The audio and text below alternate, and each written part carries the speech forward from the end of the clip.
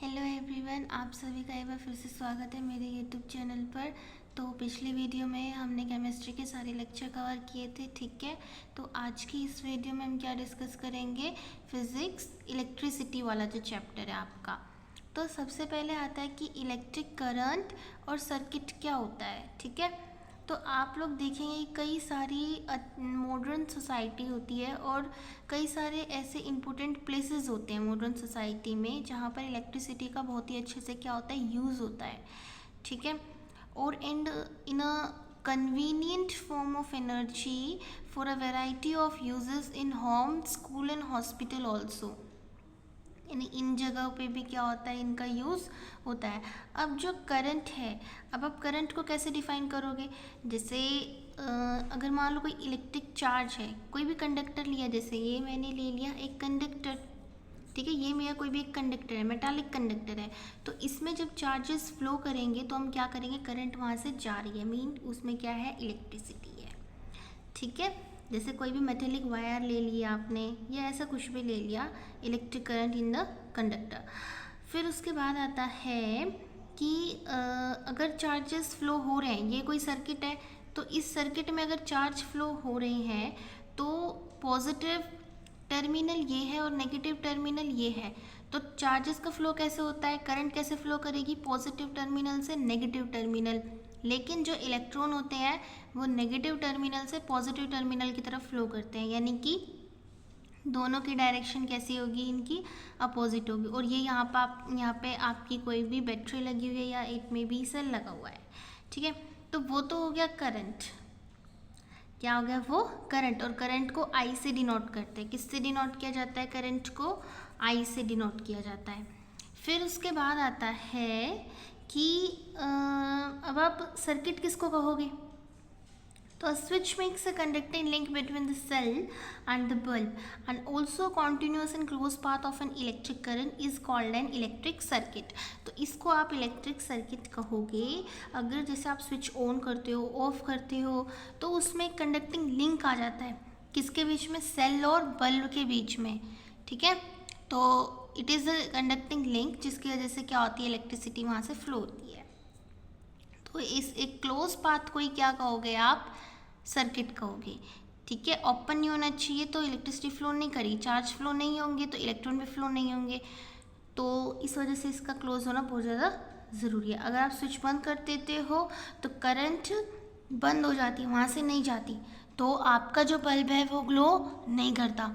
लेकिन अगर आप इसको ऑन करोगे, स्विच को क्या कर दोगे, ऑन करोगे, तो क्या हो जाएगा, सर्किट बंद, ऑन सर्किट सर्किट आपका बंद हो जाएगा ऑन करते ही, तो बल्ब क्या करेगा, ग्लो होना शुरू हो जाएगा, ठीक है। आप इलेक्ट्रिक करंट को ऐसे भी डिफाइन कर सकते हो कि it is the rate of flow of electric charges, ठीक है, and electrons constituent the flow of charges, कि लगातार जब इलेक्ट्रॉन का फ्लो होता है, चार्जेस का फ्लो होता है, सो इट मीन्स वहाँ पर क्या जा रही है, हमारी करंट वहाँ से पास हो रही है। और हमेशा जो करंट है वो क्लोज पाथ से ही पास होगी। अगर हमारा सर्किट बंद होगा, सर्किट बंद है इसका मतलब स्विच हमारा ऑन है, बल्ब क्या करेगा, ग्लो करेगा, तभी इलेक्ट्रिसिटी क्या हो सकती है, वहाँ से फ्लो हो सकती है, ठीक है।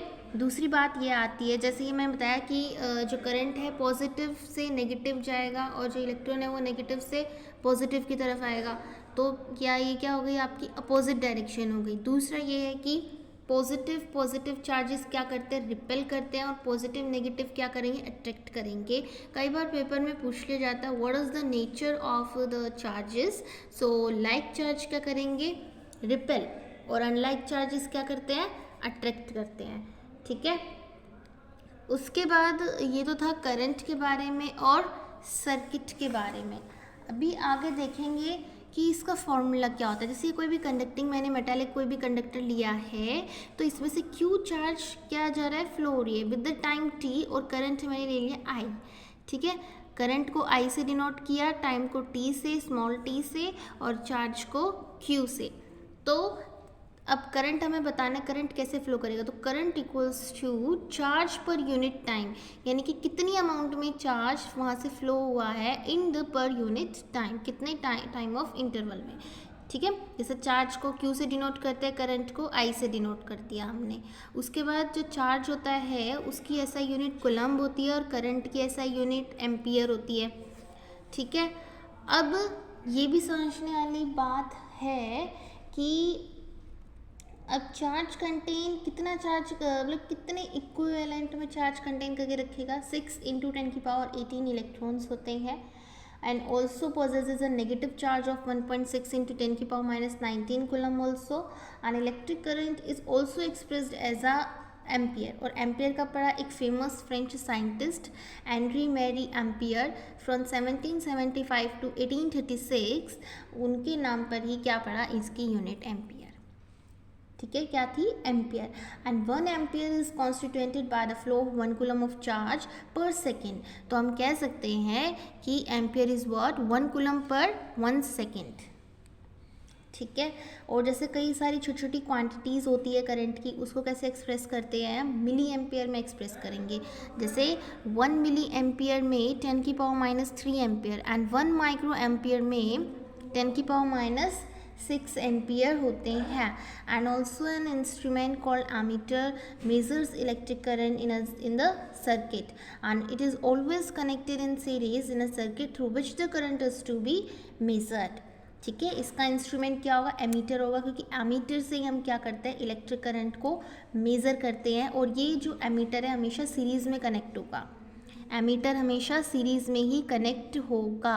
ठीक है, उसके बाद आता है कि electric current flows in the circuit positive terminal से नेगेटिव टर्मिनल की तरफ जाता है through the bulb and the ammeter. ये जैसे कोई भी एमीटर लगा दिया आपने या बल्ब लगा दिया, कुछ भी लगा दिया, तो करंट कहाँ से फ्लो करेगी, एमीटर से फ्लो करेगी, देन बल्ब आपका वहाँ से ग्लो हो जाएगा। जैसे ये रहा बल्ब, यहाँ से जाएगा तो यहाँ से क्या हो जाएगा, ये ग्लो हो जाएगा। फिर उसके बाद इसके ऊपर हम एक क्वेश्चन देखते हैं कि हमारा कोई करंट है, करंट किसी वायर में से 0.5 एम्पियर जा रही है, वो टाइम ले रही है 10 मिनट, यानी 10 मिनट में वो 0.5 एम्पियर करंट वहाँ से जा रही है। तो हमें क्या बताना था, हमें बताना था चार्ज, ये कितना पर यूनिट टाइम में कितना चार्ज वहाँ से फ्लो हो रहा होगा। तो हमें पता है I = Q/T होता है, I = Q/T होता है, लेकिन हमें चार्ज निकालना है तो T उधर क्या चला जाएगा, मल्टीप्लाई में चला जाएगा। तो सो दैट्स वाई यहाँ पर Q = क्या आ जाएगा, IT। देखेंगे तो हमें टाइम कितना दे रखा है, 10 मिनट दे रखा है, तो टाइम हमें ज़्यादा दे रखा है तो हमें कम निकालना पड़ेगा। तो जैसे हमें पता है कि 1 मिनट में 60 सेकेंड होते हैं, तो 10 मिनट में कितनी सेकेंड होंगी, 600 सेकेंड हो जाएंगी। ठीक है, एंड ऑल्सो Q = IT। सो हम वैल्यू रख देंगे यहाँ पे, वैल्यू पुट करके हमारे पास 0.5 क्या है, करंट है, और 600 हमारे पास क्या आ गया, टाइम आ गया इन अ सेकेंड हमारे पास आया है, क्योंकि हमने 10 मिनट में निकाली है। ठीक है, अगर आपका टाइम ज़्यादा दे रखा है तो आप इसको ऐसे ही करेंगे। तो वहाँ से कितना चार्ज आ जाएगा, 300 कूलम्ब वहाँ से आपका चार्ज आ जाएगा।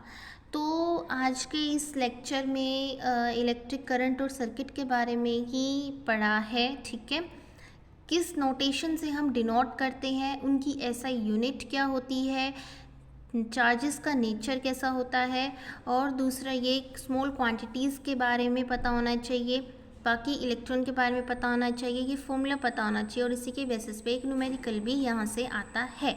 ठीक है, तो यहाँ तक आपको क्लियर हो जाना चाहिए, और बाकी आज की इस वीडियो में इतना ही करेंगे। इलेक्ट्रिक करंट और सर्किट के बारे में हो चुका है। अगली नेक्स्ट वीडियो में हम कवर करेंगे electric potential and potential difference. तो अगली वीडियो में फिर से मिलते हैं, तब तक के लिए बने रहिए इस चैनल के साथ। ठीक है, तो फिर तब तक के लिए आपका बहुत बहुत शुक्रिया।